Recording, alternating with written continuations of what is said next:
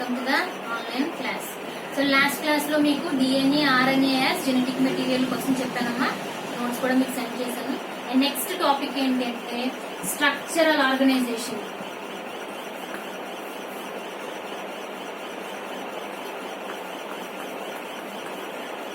Structure and organization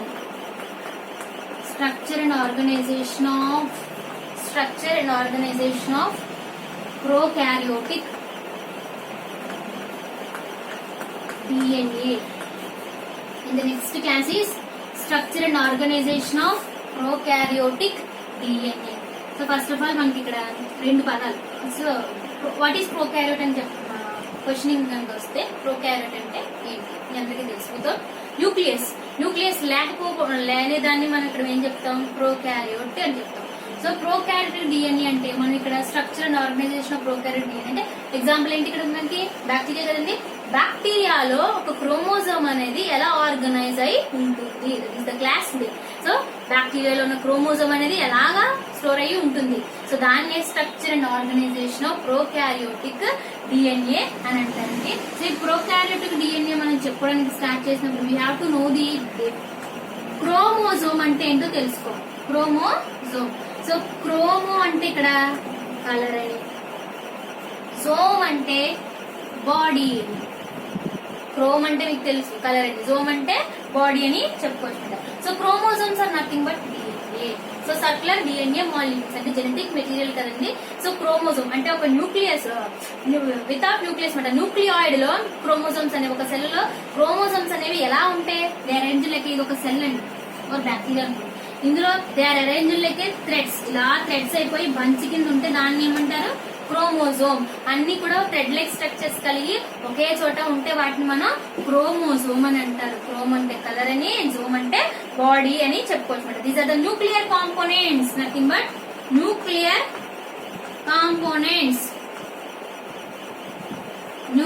components అని చెప్పొచ్చు. Chromosome ఇక్కడ ఎలా చెప్పొచ్చమ్మా, nuclear components. So each cell of molecule is packed like a thread like structures. ప్రతి cell లో థ్రెడ్ లైక్ స్ట్రక్చర్స్ ఉంటాయి. వాటిని ఏమంటారంటే క్రోమోజోమ్ అని పిలుస్తారు. సో క్రోమోజోమ్ ఈజ్ ఎలా ఉంటాయంటే they are packed like thread like structures అని చెప్తారు.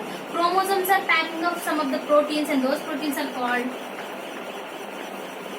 histones. ఏముంటాయి, histones ఉంటాయి. క్రోమోజోమ్ లో ఉన్న ప్రోటీన్స్ ఏమంటారండి, histones. So chromosomes are stored in special area in a cell. Chromosomes are stored in special area and the area is called nucleoid. దాన్ని ఏమంటారంటే without nuclear membrane, nuclear membrane లేని దాన్ని nucleoid అంటారు. Nuclear membrane ఉంటే nucleolus అంటారు. There is a difference between what is the difference between the nucleoid and nucleolus.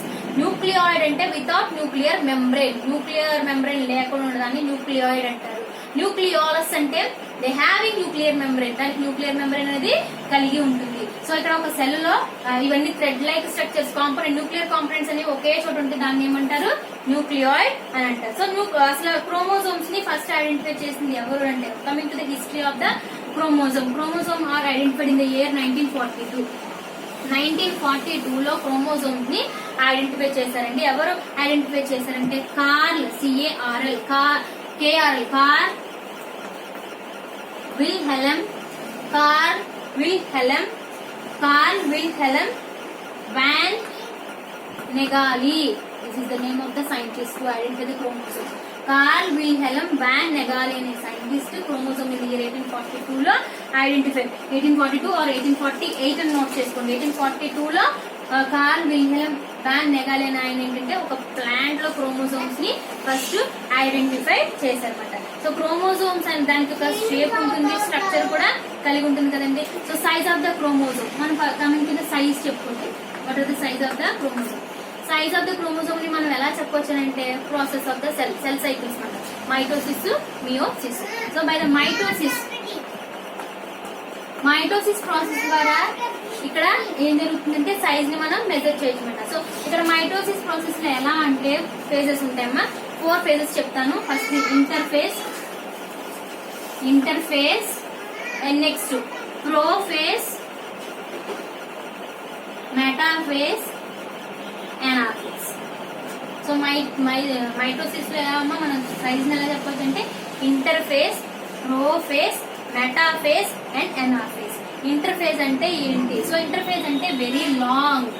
Interphase అంటే very long, దాన్ని interphase అని చెప్తారు. ప్రోఫేజ్ అంటే ఏంటి? సో ప్రోఫేజ్ అనేది ఏంటంటే థిక్నెస్. ప్రోఫేజ్ అంటే థిక్నెస్ మాట.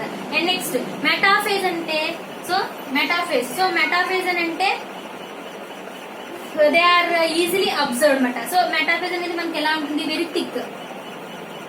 వెరీ థిక్ అండ్ స్మాల్ అని చెప్పుకోవచ్చు.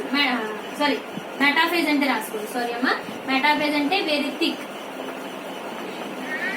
అండ్ ఎనాఫేజ్ అంటే స్మాల్. అంటే మనం ఇలా క్రోమోజోమ్ యొక్క సైజ్ ని ఎలా చెప్తామో మైటోసిస్ ప్రాసెస్ ద్వారా interphase, prophase, metaphase, anaphase. Interphase అంటే లాంగ్ గా ఉంటాయి మనకి, అవి థ్రెడ్స్ అనేవి వెరీ లాంగ్ గా కనపడతాయి.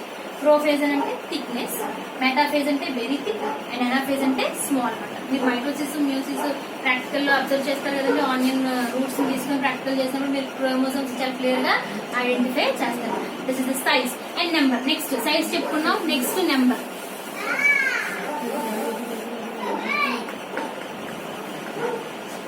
అండ్ నెక్స్ట్ సో నెంబర్ ఇక్కడ ఏంటంటే the number of chromosome is different from the plant species to species. Largest number ఉంటుంది, స్మాలెస్ట్ నెంబర్ కూడా ఉంటుంది. లార్జెస్ట్ నెంబర్ ఏంటి అంటే మన ఎగ్జాంపుల్ ప్లాంట్ అని చెప్పుకోవచ్చు. అండ్ స్మాలెస్ట్ అంటే సబ్ స్పీషీస్ మాట. ఆర్ ఇంకా ప్లాంట్ లోనే సబ్ స్పీషీస్ ఉన్న వాటికి స్మాలెస్ట్ కింద చెప్పుకోవచ్చు. అండ్ నెక్స్ట్ లార్జెస్ట్, స్మాలెస్ట్ రెండు కూడా ఉంటాయమ్మా. షేప్, క్రోమోజోమ్ యొక్క షేప్ అనేది ఎలా ఉంటుంది? సో క్రోమోజోమ్ యొక్క షేప్ ఎల్ షేప్ లో ఉంటుంది. జే రాసుకోండి, ఎల్ జే ఈ అండ్ ఎల్ జే ఈ అండ్ ఐ మాట. సో ఇవి ఎలాగా చెప్తారు? సో ఇక్కడ ఎల్ జే వి ఐ అనే షేప్స్ ఎలా చెప్తారంటే metacentric, sub metacentric and acrocentric and telocentric పద్ధతి ద్వారా చెప్తారు. Metacentric, sub metacentric, metacentric, sub metacentric, acrocentric and telocentric. Metacentric, sub metacentric, acrocentric and telocentric. Metacentric అంటే ఏంటి? So this is the middle point. So chromosome అనేది ఇక్కడ middle point లో ఉంటే దాన్ని మెటాసెంట్రిక్ అని. సబ్ మెటాసెంట్రిక్ అంటే away from the middle point, ఈ చివరి కనుక ఉంటే దాన్ని సబ్ మెటాసెంట్రిక్ అని అంటారు. ఎక్రోసెంట్రిక్ అంటే they are present in long గా ఉంటాయి. అవి ఎలా ఉంటాయంటే వి షేప్ లో ఉంటాయి, వాటిని ఎక్రోసెంట్రిక్ అని అంటారు. అండ్ టీలోసెంట్రిక్ అని అంటే they are very long from one only ఒక్క సైడే ఉంటాయి, ఓన్లీ ఇక్కడ గానీ ఆర్ ఇక్కడ గానీ ఉంటాయి, దాన్ని టీలోసెంట్రిక్ అని పిలుస్తారు. సో మనం ఇక్కడ షేప్ ని ఫస్ట్ సైజ్ తెలిసింది, నెక్స్ట్ నెంబర్, షేప్ అనేది L shape, V shape or J shape or V shape లో ఉంటాయి. అవి ఎలా చెప్తామంటే metacentric, sub metacentric, acrocentric and telocentric కింద మనం చెప్తామన్నమాట. సో ఇక్కడ జస్ట్ ఇంట్రడక్షన్ అన్నమాట, ఆర్గనైజేషన్ అనేది ఎలా జరుగుతుంది. Coming to the chromosomal organization in prokaryote అంటే బ్యాక్టీరియాలో క్రోమోజోమ్ ఆర్గనైజేషన్ అనేది ఎలాగ జరుగుతుంది. సో వితౌట్ న్యూక్లియర్ మెంబ్రేన్, దాన్ని న్యూక్లియర్ అని ఆల్రెడీ చెప్పాను కదమ్మా. ఎగ్జాంపుల్ కింద మనం ఈకోలైని తీసుకుంటాం.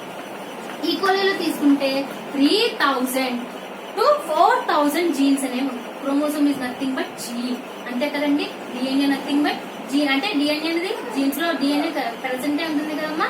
సో థ్రెడ్ లైక్ స్ట్రక్చర్స్ వాటినే డిఎన్ఏ అంటారు, నథింగ్ బట్ క్రోమోజోమ్ అంట. సో ఇక్కడ ఈకోలై కింద తీసుకుంటే 3000 to 4000 స్పీషీస్ అనేవి కలిగి ఉంటాయి. సో ఇక్కడ ఎలా జరుగుతుందంటే క్రోమో ఫస్ట్ ఏం ఫామ్ అవుతుందంటే క్రోమోనోమెటా అంటే దాని స్పైరల్లీ కాయిల్డ్. క్రోమోజోమ్ అనేది స్పైరల్ గా ఇలా స్పైరల్ గా ఫామ్ అయితే దాన్ని క్రోమోమెటా అని పిలుస్తారు, క్రోమోమెటా. సో ఈ క్రోమోమెటా ఆర్ క్రోమోజోమ్ అనేది ఎలా ఫామ్ అవుతుందంటే by the process of 2 constructions, primary construction and secondary. Primary ఒకటి and secondary construction, primary construction ఒకటి and secondary construction. So chromosomes are constructed in the straight way without any bending. So ఒక straight వేలో form అయిన దాన్ని primary construction అని అంటారు. So ఇవి centromere అంటే మధ్యలో ఫామ్ అవుతాయి అన్నమాట. సెకండరీ కన్స్ట్రక్షన్ అనేది ఏంటంటే అడిషనల్ యాడింగ్ ఆఫ్ జీన్స్ అనేవి దీనికి యాడ్ అయితే దాన్ని సెకండరీ కన్స్ట్రక్షన్ అని చెప్తారన్నమాట. అసలు ఈ chromosome primary construction and secondary construction అనేది జరగాలి అని అంటే సో ఇక్కడ మనకి ఇంపార్టెంట్ ఎవరంటే ఇంటర్ఫేజ్ అండి. అంటే ఇక్కడ ఇక్కడ థ్రెడ్ లైక్ స్ట్రక్చర్స్ ఫామ్ అవుతాయి, దాన్ని న్యూక్లియోసోమ్ అని పిలుస్తారు. న్యూక్లియోసోమ్ అని పిలుస్తారు, అంటే వితౌట్ న్యూక్లియర్ మెంబ్రేన్, న్యూక్లియాయిడ్ కదా. సో ఇక్కడ ఇంపార్టెంట్, ఇక్కడ ఈ ప్రైమరీ కాన్స్టిట్యూషన్ సెకండరీ కాన్స్టిట్యూషన్ జరగాలి అంటే ఇక్కడ హిస్టోన్స్ అనేవి ఇంపార్టెంట్ అమ్మా. హిస్టోన్స్ అంటే నేను ఆల్రెడీ చెప్పాను, histones are nothing but proteins. So ఒక క్రోమోజోమ్ లో ఉన్న ప్రోటీన్స్ ఏమంటారు, హిస్టోన్స్ అని పిలుస్తారు. సో ఇక్కడ హిస్టోన్స్ అనేవి ఎలా ఉంటాయి, so histones are classified in 4 types. There histone 1, histone 2, histone 3 and histone 4.